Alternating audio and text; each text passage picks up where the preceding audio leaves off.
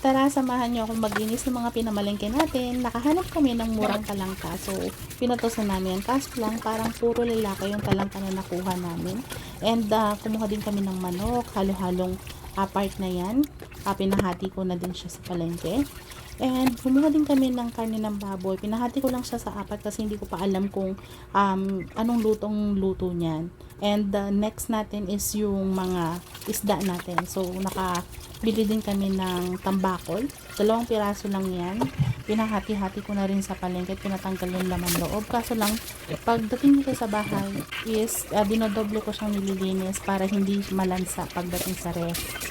So, ayan, meron din tayong tilapia. 3 piraso lang yan. Binalinis ko na rin, pinatanggalan ng laman loob. Pero, kinakaliskisan ko ulit siya dito pagdating sa bahay para hindi siya malansa. Kasi, pag na-iref na yan at maluluto, nandiyan pa rin yung lansa niya. And meron din tayong nabiling hito. Buhay pa yan nung nabili namin. Kaya 1 piraso lang yung kinuha namin. Hindi pa siya ganun kapatay dyan. Kaya hindi ko siya malinisan. At hindi ko rin alam kung paano linisin kasi yan.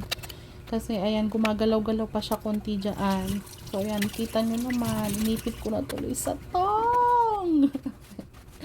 Ayan, kung siguro patay na siguro talaga yan, na anuhan ko siya, na kiskisan ko siya ng asin. Kaso lang medyo buhay pa siya, kaya hindi ko na nilinis, si daddy na maglilinis dyan.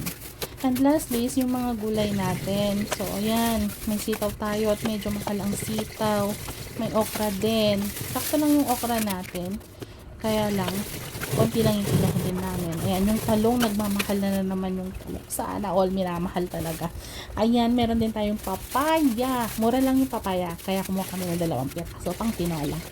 Ayan yung sigarilyas natin. Ang liliit niyan pero sobrang mahal. Alagin to. Diyos ko po. Ay, sobrang mahal talaga ng gulay ngayon, guys. Ito, mura lang to. Yung Baguio beans natin, mura lang yan. Yung repolyo, medyo mahal siya, kaya maliliit na piraso lang yung kinuha namin. So, ito na yung mga ilalagay natin sa ref. Ayan, maglalagay na tayo. Sasaayos na natin siya sa freezer. Yung mga wet products natin sa freezer, syempre. May ice cream kami dyan. Ewan ko kung kailan kakainin. Tapos next is yung mga vegetables natin sa vegetable compartment na natin siya ilalagay. And pagsasama-samahin ko na lang sila dyan. Meron din kami mga biniling mga dahon-dahon. Pero hindi ko na hinugasan kasi baka lalong malanta siya.